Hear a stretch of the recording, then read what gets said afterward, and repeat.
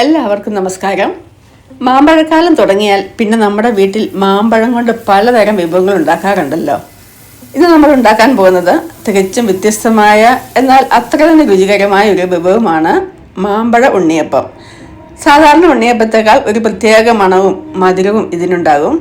എങ്ങനെയാണ് ഇത് ഒട്ടും എണ്ണ കുടിക്കാതെ ഉള്ളൊക്കെ നല്ല സോഫ്റ്റായി ഉണ്ടാക്കുന്നത് എന്ന് നമുക്ക് നോക്കാം. അപ്പം മാമ്പഴക്കാലമാണ്, അതുകൊണ്ട് ഇഷ്ടംപോലെ മാങ്ങ എല്ലാവരുടെയും വീടുകളിൽ ഉണ്ടാകും. മാങ്ങയൊക്കെ നമ്മൾ വേസ്റ്റ് ആക്കാതെ ഒരു 2 മാങ്ങപ്പഴം ഉണ്ടെങ്കിൽ ഒരു വീട്ടിലേക്ക് വേണ്ട ആവശ്യത്തിന് വേണ്ട ഉണ്ണിയപ്പം നമുക്ക് ഇതുപോലെ ഉണ്ടാക്കിയെടുക്കാം. ഇതുകൊണ്ട് ഇതിൻ്റെ ഉള്ളൊക്കെ നല്ല സോഫ്റ്റായി നല്ല വെന്തിട്ടുണ്ട്. സൂപ്പർ ടേസ്റ്റാണ്. ഒരു പ്രാവശ്യം ഉണ്ടാക്കി കഴിഞ്ഞാൽ നമുക്കിത് ഉണ്ടാക്കി വെക്കാൻ തോന്നും. കുട്ടികൾക്കൊക്കെ ഹോസ്റ്റലുകളിലൊക്കെ കൊടുത്തു വിടാൻ പറ്റിയ നല്ല സൂപ്പർ ഒരു ഐറ്റമാണ് കേട്ടോ. അതിനുവേണ്ടി ഇവിടെ ഇതുപോലെ ഞാൻ 2 മാങ്ങാപ്പഴമാണ് എടുത്തിരിക്കുന്നത്. ഒട്ടും നാരില്ലാത്ത മാമ്പഴം നോക്കി എടുക്കാൻ ശ്രമിക്കണം. അത് ഇതുപോലെ ചെറിയ കഷ്ണങ്ങളാക്കി നമുക്ക് മിക്സിയുടെ ജാറിലേക്ക് ഇട്ട് കൊടുക്കാം. എന്നിട്ട് നല്ല പേസ്റ്റ് രൂപത്തിൽ അടിച്ചെടുക്കണം. ഒട്ടും തരിയില്ലാതെ, വെള്ളമൊന്നും ചേർക്കണ്ട. നന്നായിട്ട് നല്ല വെണ്ണ പോലെ ഇതൊന്ന് മിക്സിയുടെ ജാറിലേക്ക് ഇരുന്ന് അടിച്ചെടുക്കണം. ഇനി ഇതിൻ്റെ മധുരത്തിന് ആവശ്യമായ ശർക്കര ഒരു 3 കഷ്ണമാണ് ഞാൻ ശർക്കര എടുത്തിരിക്കുന്നത്. നമുക്കറിയാം മാങ്ങയ്ക്ക് നല്ല മധുരം ഉണ്ടല്ലോ. വെള്ളം ഒഴിച്ച് ഉരുക്കാൻ വേണ്ടി വെച്ചിട്ടുണ്ട്. ഇനിയും ഇതുപോലെ 1 കപ്പ് അരിപ്പൊടിയും, അരിപ്പൊടിയേക്കാളും കുറഞ്ഞിട്ട് മതി മാങ്ങയുടെ വലുപ്പം. ഞാൻ 2 മാങ്ങ എടുത്തെങ്കിലും അതിൻ്റെ പകുതി എടുത്തിട്ടുള്ളൂ. ഒരു 3/4 കപ്പോളം മതിയാവും. ഇത് രണ്ടും കൂടെ നമുക്കിനി മിക്സ് ചെയ്യണം. അപ്പോൾ ഇതാ നമ്മുടെ ശർക്കര പാനിയൊക്കെ നന്നായിട്ട് ഉരുകി വന്നിട്ടുണ്ട്. ഒരു ചെറിയ കഷ്ണം കൂടെ ഉരുകാനുണ്ട്. അതും കൂടെ ഉരുകിയതിന് ശേഷം നമുക്കിതൊന്ന് തണുക്കാൻ വേണ്ടി മാറ്റി വെക്കണം. തണുത്തതിന് ശേഷം വേണം ഇത് ഒഴിക്കാൻ. ഇപ്പോൾ ഒരു ചെറിയൊരു കഷ്ണം കൂടെ അലുക്കാനുണ്ട്. നമ്മളിത് പൊടിച്ചിടുവാണെങ്കിൽ പെട്ടെന്ന് അങ്ങോട്ട് അലുത്ത് വരും കേട്ടോ. ഒന്ന് ഇടികല്ലോ വെച്ചിട്ടൊന്ന് കുത്തി പൊടിച്ചിടുവാണെങ്കിൽ അത് പെട്ടെന്ന് അങ്ങോട്ട് നമുക്ക് അലുത്ത് വരും. കുറേ സമയം വെയിറ്റ് ചെയ്യേണ്ട ആവശ്യം വരത്തില്ല.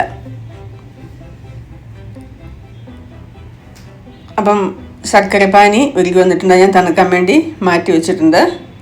ഇനി നമുക്കിത് മാവ് തയ്യാറാക്കാം. അതിനുവേണ്ടി ഞാൻ പത്തിരിപ്പൊടിയാണ് എടുത്തിരിക്കുന്നത്. 1 കപ്പ് പത്തിരിപ്പൊടി എടുത്തിട്ടുണ്ട്. പിന്നെ പത്തിരിപ്പൊടിയിലേക്ക് മാങ്ങയുടെ പൾപ്പ് നമ്മൾ അരച്ചതാണ്. 2 മാങ്ങയുടെ പകുതി എടുത്തിട്ടുള്ളൂ, 3/4 കപ്പ്. അതിൻ്റെ പകുതി ഞാൻ ആദ്യം ചേർത്ത് കൊടുക്കുന്നുണ്ട്. അതിനുശേഷം ശർക്കരപ്പാനി തണുത്തത് ഇതിനകത്തേക്ക് ചേർത്ത് കൊടുക്കുക. കുറേശ്ശെ ഒഴിച്ച് കൊടുത്തിട്ട് നമ്മൾ ഇത് മിക്സ് ചെയ്തെടുക്കണം. ഒറ്റയടിക്കങ്ങ് മിക്സ് ചെയ്താൽ ചിലപ്പോൾ ലൂസായിപ്പോയെങ്കിൽ, അതുകൊണ്ട് മധുരം കറക്റ്റായിരിക്കണം. കൂടി ലൂസായി പോകാനും പാടില്ല. അതേ രൂപത്തിൽ നമുക്ക് ഇതൊന്ന് കുഴച്ചെടുക്കണം. ഒരു 2 ടേബിൾ സ്പൂൺ മൈദപ്പൊടിയും കൂടെ ചേർത്ത് കൊടുക്കുന്നുണ്ട്, നല്ല സോഫ്റ്റ്നെസ് ഒക്കെ കിട്ടാൻ വേണ്ടിയാണ്. അപ്പം ബാക്കിയുള്ള ശർക്കര പാനിയും കൂടെ ഞാൻ ഒഴിച്ചു കൊടുക്കുന്നുണ്ട്. ഒഴിച്ചു കൊടുത്തതിന് ശേഷം നമുക്കിത് നന്നായിട്ട് കയ്യോ തവിയോ എന്തെങ്കിലുമൊക്കെ വെച്ചിട്ട് നന്നായിട്ട് കട്ടയൊന്നും ഇല്ലാതെ നന്നായിട്ടൊന്ന് ഉടച്ചെടുക്കണം. അപ്പം ബാക്കിയുള്ള മാങ്ങയുടെ പൾപ്പും കൂടെ ചേർക്കുന്നുണ്ട്. അപ്പോൾ അത്ര ചെറിയൊരു 2 സ്പൂണോളം മിച്ചം എടുത്തിട്ട് ഞാൻ അതിൻ്റെ ബാക്കിയേ എടുത്തിട്ടുള്ളൂ. 3/4 കപ്പിലെ ഒരല്പം വെള്ളം കൂടി ഒഴിച്ച് ഞാനത് നന്നായിട്ടൊന്ന് ലൂസാക്കി എടുക്കാൻ നോക്കുന്നുണ്ട്. അപ്പോൾ ഇത് നന്നായിട്ട് മധുരം അല്പം കുറവുണ്ട്. അപ്പം ശർക്കരപ്പാനി ബാക്കിയുള്ളതും കൂടെ 3 കഷ്ണം 1 കപ്പിന് കറക്റ്റായിരുന്നു മധുരം. അപ്പോൾ അതും കൂടെ ചേർത്ത് കൊടുത്ത് ഇത് നന്നായിട്ടൊന്ന് ഇതുപോലെ മിക്സ് ചെയ്തെടുക്കണം.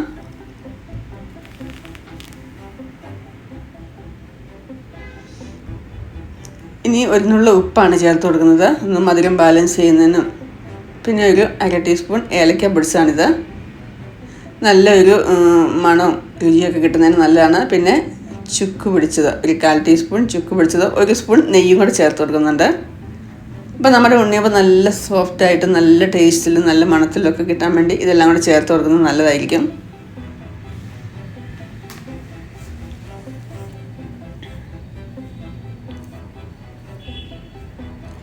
ഇനി നല്ല ലൂസായിട്ട് ഇനി ഒരു ചെറിയൊരു സ്പൂൺ 1 നുള്ള ബേക്കിംഗ് സോഡയാണ് ചേർത്ത് കൊടുത്തിരിക്കുന്നത്. ബേക്കിംഗ് സോഡ ചേർത്ത് കൊടുക്കുമ്പോൾ നമുക്കറിയാലോ നല്ല സോഫ്റ്റായിട്ട് കിട്ടും.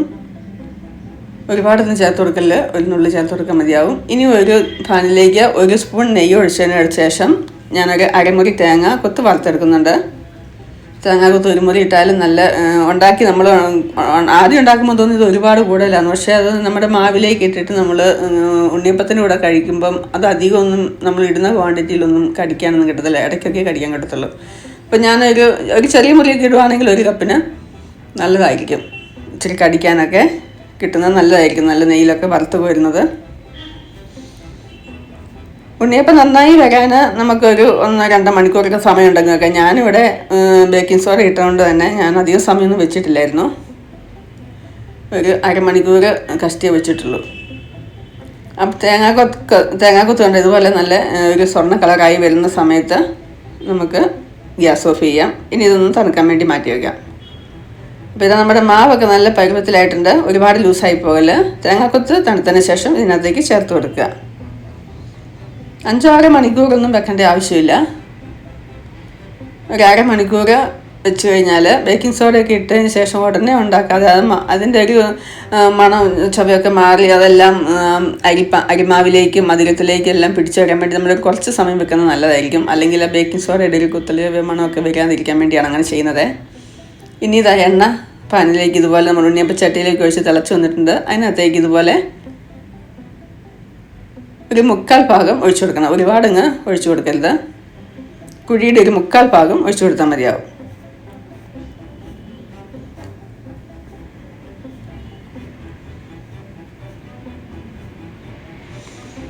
തീ ഒരുപാട് കൂട്ടി വെക്കരുത്, ഇടത്തരം തീയിൽ വേണം ഇത് ഉണ്ടാക്കിയെടുക്കാനേ.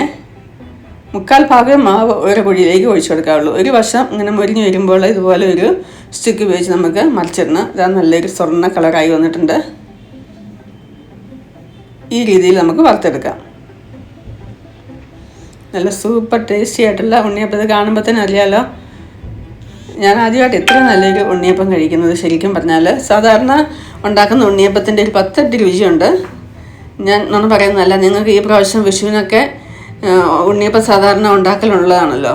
അപ്പോൾ ഈ രീതിയിലൊന്ന് ഉണ്ടാക്കി നോക്കി. ഇഷ്ടംപോലെ മാമ്പഴമുണ്ട്. 1-2 മാമ്പഴം, ഒരു മാമ്പഴം മതിയാവും. ഞാൻ 2 എടുത്തെങ്കിൽ ഞാൻ പറഞ്ഞില്ല, അതിൻ്റെ പകുതി പൾപ്പ് എടുത്തിട്ടുള്ളായിരുന്നു. അപ്പോൾ ഒരു മാമ്പഴം ഉണ്ടെങ്കിൽ കുറേ നമുക്കിതുപോലെ ഉണ്ടാക്കിയെടുക്കാൻ പറ്റും.